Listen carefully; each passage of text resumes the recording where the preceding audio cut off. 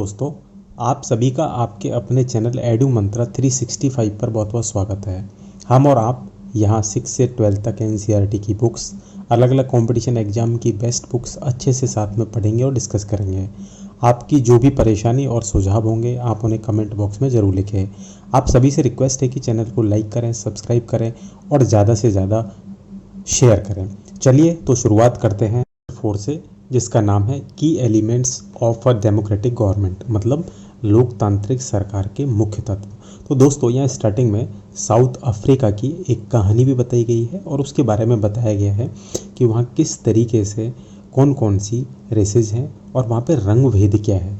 सो chapter की starting में ही हम देखते हैं। सो फर्स्ट थिंग इज़ कि साउथ अफ्रीका एक ऐसा देश है जहाँ पर अलग अलग प्रजातियों के मीन्स अलग अलग रेसेज के लोग रहते हैं। वहाँ पे ब्लैक पीपल हैं, यानी कि जिन्हें अश्वेत कहते हैं, काले, जो कि साउथ अफ्रीका के हैं। वाइट्स हैं जो वहाँ पे सेटल होने के लिए आए हैं अलग जगहों से। एंड इंडियंस है जो वहाँ पे as a who came as a labours on traders, मतलब कि वो वहाँ पे मजदूर के रूप में या फिर ट्रेडिंग के लिए, किसी व्यापार के लिए वहाँ पे आए हैं। बात में जो कहानी है उसका अगर मैं जिस्ट देखूं तो उसमें एक 11 साल की लड़की है जो कि जोहान्सबर्ग में रहती है और वो एक दिन अपनी माँ की कुछ साफ़ सफाई का काम करवाती रहती है और उसी के अंदर उसको एक तस्वीर मतलब काफ़ी सारी तस्वीर मिलती है और उसमें एक तस्वीर होती है एक 15 साल के स्कूल जाने वाले लड़के की। जब वो लड़की माया अपनी माँ से उसके बारे में पूछती है तो पता चलता है कि उस लड़के का नाम है हेक्टर पीटरसन है, जिसको पुलिस ने गोली मार दी थी। माया जो 11 साल की बच्ची है, जैसे ही वो इस बात को सुनती है तो उसको बहुत झटका लगता है कि भाई ऐसा क्यों हो गया। तो उसकी माँ उसको बताती है कि जो दक्षिण अफ्रीका है उसमें पहले रंग भेद कानून था। इसका मतलब होता है कि लोगों की स्किन के कलर के आधार पर उनके साथ में भेदभाव किया जाता है ना। सो हम क्या करते हैं उसमें लोगों को, जो काले कलर के जो लोग थे उनके साथ में बहुत सारा अलग अलग तरीके से भेदभाव किया जाता था। कि माँ आगे उसको बताती है कि दक्षिण अफ्रीका की ये जो रेसेज हैं वो इसी आधार पर अलग अलग ग्रुपों में बटी हुई थी, जैसे कि वहाँ के कानून के मुताबिक श्वेत, अश्वेत, भारतीय और जो अदर रेसेज के लोग थे वो एक दूसरे से संबंध नहीं बना सकते थे किसी भी तरीके के, और वो विभिन्न प्रजातियों के लोग एक दूसरे के आसपास नहीं रह सकते थे, ना ही आम सुविधाओं का इस्तेमाल कर सकते थे। छोटी बच्ची को अपने कानों पे विश्वास नहीं हो रहा था जब उसने ऐसी बात सुनी कि इतना ज़्यादा डिस्क्रिमिनेशन था, इतना ज़्यादा भेदभाव था। उसकी माँ आगे उसको एक्सप्लेन करते हुए बताती है कि इनफैक्ट जो ब्लैक और वाइट, जो श्वेत और अश्वेत लोग थे, उनके लिए अस्पताल अलग होते थे। अस्पताल के अंदर जो जाने के लिए जो गाड़ियाँ, जो एम्बुलेंस होती थी वो अलग अलग होती थी। जो वाइट लोग थे, श्वेत लोग, उनके अस्पताल की जो गाड़ियाँ होती थी वो ज़रूरत के जितने भी सामान होते थे वो उसके अंदर अवेलेबल होते थे, जबकि जो लोग ब्लैक होते थे उनको वो सारी सुविधाएं उस हिसाब से उपलब्ध नहीं थी। इनफैक्ट उन लोगों के लिए सेपरेट ट्रेन्स और बसेज होती थी, यानी कि जो लोग ब्लैक थे उनके लिए अलग, जो लोग वाइट थे उनके लिए अलग।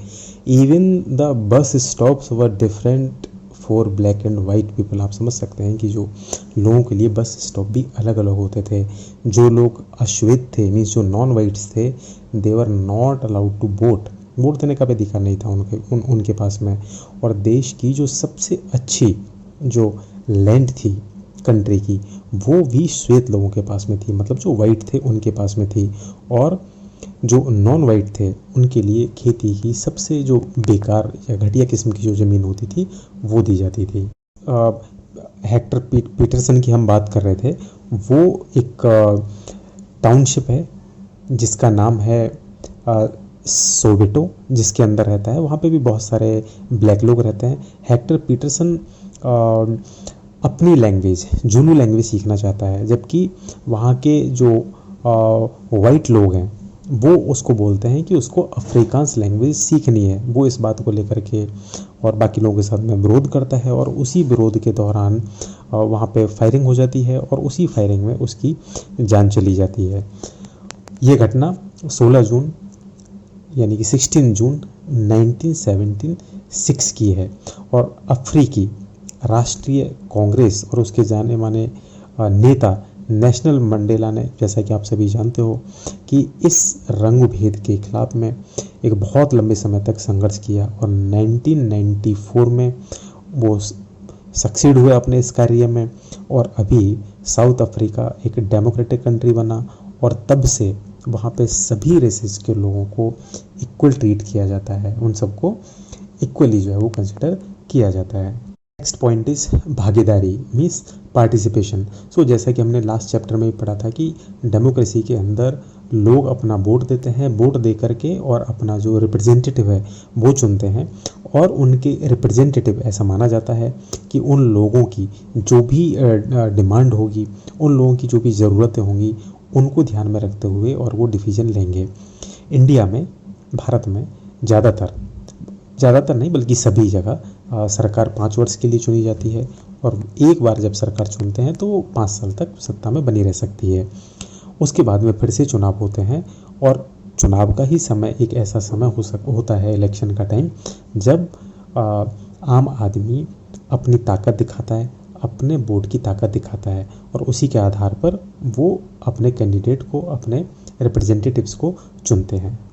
पार्टिसिपेशन के और भी कई तरीके हो सकते हैं, जैसे कई बार लोग गवर्नमेंट की बहुत सारे कार्यों में इंटरेस्ट लेते हैं, कई बार उनको क्रिटिसाइज़ करके भी और वो अपना पार्टिसिपेशन दिखाते हैं। कई बार लोग जुलूस निकालते हैं, धरना प्रदर्शन करते हैं, हड़ताल करते हैं, साइन कैंपेन करते हैं, यानी कि हस्ताक्षर अभियान करते हैं और सरकार को यह बताते हैं कि उसके द्वारा जो डिसीजन लिया गया है वो उससे सहमत नहीं है और जो डिसीजन लिया गया है वो अप्रोप्रिएट नहीं है, न्याय संगत नहीं है।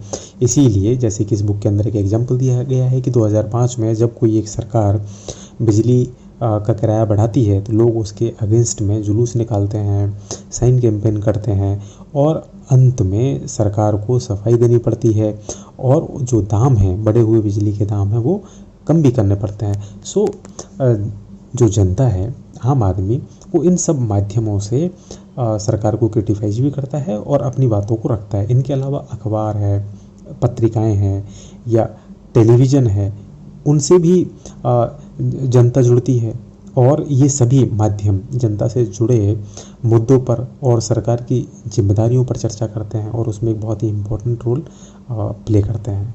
लेकिन हम ये भी जानते हैं कि लोकतंत्र में लोगों की भागीदारी तो होती है, पार्टिसिपेशन तो होता है, लेकिन वो ज़रूरी नहीं है कि सभी लोगों का पार्टिसिपेशन हो पाए। कई बार ऐसा भी होता है जैसे कि बहुत सारे मतलब दलित हैं या आदिवासी है या जो माइनॉरिटीज़ क्लासेज हैं, माइनॉरिटीज़ हैं, अल्पसंख्यक और वुमेन्स है, वो भी अपनी भागीदारी के लिए आंदोलन करते हैं और आंदोलन करके अपनी बात को सरकार के सामने रखते हैं। अपने अड़ोस पड़ोस में इस तरीके के जुलूस देखते होंगे, कई बार लोग रैलियाँ निकालते हैं और हम देख ही रहे हैं वर्तमान में। तो लोग अपनी मांगों को अलग अलग तरीके से सरकार के सामने रखते हैं और ये भी एक तरीके का लोकतंत्र के अंदर पार्टिसिपेशन है। टॉपिक इज विवादों का समाधान, नीड टू रिजॉल्व कॉन्फ्लिक्ट। सो कई बार इन सब विरोध प्रदर्शनों में बहुत ज़्यादा वायलेंस होने लगता है, जैसा कि हम पहले हेक्टर पीटरसन की कहानी आई थी उसमें मैंने बताया कि उनके ऊपर फायरिंग हो जाती है। सो ऐसा तब होता है जब एक ग्रुप ये मान लेता है कि दूसरे समूह को विरोध करने से रोकने के लिए अभी फोर्स का और मतलब बल का यूज़ करना ही होगा। उसके बाद अलग अलग कारणों से उत्पन्न हो जाते हैं। कई बार जब लोगों की अलग अलग कल्चर होती है, रिलीजन होते हैं, रीजन होते हैं, डिफरेंट इकोनॉमिक पृष्ठभूमियाँ होती है, बैकग्राउंड होते हैं, सो उन सब में भी एक तालमेल नहीं बैठ पाता है तो ऐसी हिंसाएं कई बार सामने आ जाती हैं। कई बार लोगों को जब लगता है कि उनकी बातें नहीं सुनी जा रही है तो हिंसा बढ़ जाती है, लेकिन सरकार की जिम्मेदारी होती है कि वो ऐसे सभी विवादों का अच्छे से शांतिपूर्ण ढंग से समाधान करें। सरकार इन विवादों को अलग अलग तरीके से सुलझा सकती है। जैसे आप कई बार देखते होंगे कि आपकी कॉलोनी में, अड़ोस पड़ोस में कोई फेस्टिवल है, किसी एक अलग रिलीजन का फेस्टिवल है या कोई धार्मिक कोई जुलूस कोई निकल रहा है, तो ऐसी स्थिति में सरकार पुलिस को ये दायित्व देती है, और पुलिस भी इस काम में बहुत महत्वपूर्ण भूमिका निभा सकती है कि वो जो दोनों अगर रिलीजन है, अलग अलग रिलीजन है, तो उनके लोगों के साथ में बैठें और बैठ करके और इस तरीके की उनको सलाह दें और उनको समझाएं कि वो एक दूसरे से किसी प्रकार का विवाद करने से बचें। तो इस प्रकार से वो एक दूसरे को डिस्टर्ब ना करें और एक दूसरे के साथ में हिल मिल करके ऐसे फेस्टिवलों को मनाएं। तो इस तरीके से दो पक्षों के बीच में कई प्रकार की बात करके और मेल मिलाप की भावना पैदा की जाती है। कई बार जब स्टेट लेवल पर हम देखते हैं तो एक से ज़्यादा स्टेट के बीच में भी कई चीज़ों को लेकर के और विवाद उत्पन्न हो जाता है। जैसे नदियों को लेकर कई विवाद उत्पन्न हो जाते हैं। आपने देखा होगा कर्नाटक और तमिलनाडु के बीच कावेरी नदी के पानी को लेकर विवाद चल रहा था। कर्नाटक के कृष्णा राजा सागर बांध में भरा हुआ पानी कई जिलों में सिंचाई के काम आता है। इस पानी से बेंगलुरु शहर की ज़रूरतें भी पूरी होती है।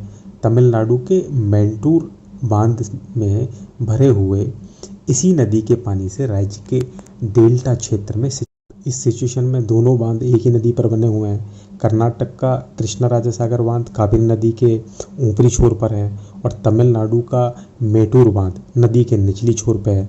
मेटूर बांध में पानी तभी भरा जा सकता है जब कृष्णा राजा सागर बांध से पानी छोड़ा जाए। दोनों राज्यों को अपने अपने लोगों की ज़रूरत के लिए भरपूर पानी चाहिए, जो कि नहीं मिल पाता है, तो फिर इससे एक कॉन्फ्लिक्ट पैदा हो जाता है। सो इस कंडीशन में जो सेंट्रल गवर्नमेंट है, जो राष्ट्रीय सरकार है, वो कोई कदम उठाती है और दोनों राज्यों के लिए पानी का सही से बंटवारा हो उसकी व्यवस्था करती है।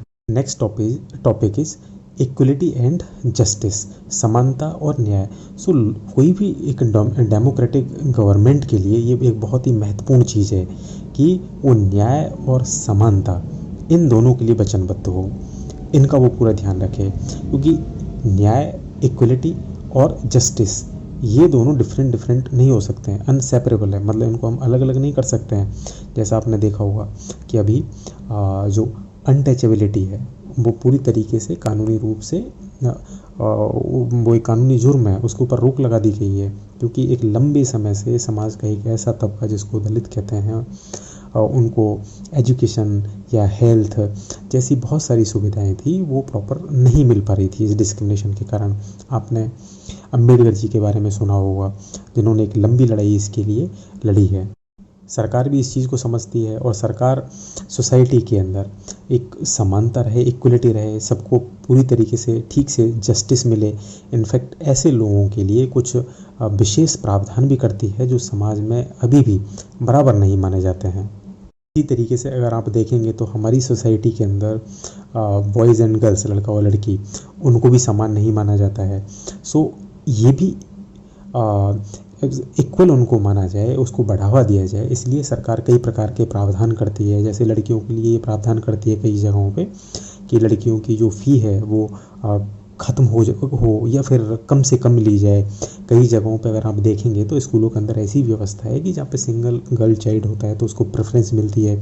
सो इस प्रकार के अलग अलग जो अनजस्टिस आप कहिए या जो इक्वलिटी नहीं है, तो उन सबको मेंटेन करना, समाज में लोगों के बीच में सद्भावना बनाए रखना, ये सभी काम एक गवर्नमेंट के होते हैं डेमोक्रेसी के अंदर। सो आई होप अभी आपको ये टॉपिक अच्छे से समझ में आ गया होगा कि एक जो डेमोक्रेटिक गवर्नमेंट होते हैं उसकी की एलिमेंट्स क्या क्या होते हैं। So thank you again and please like, subscribe and share this video. Thank you.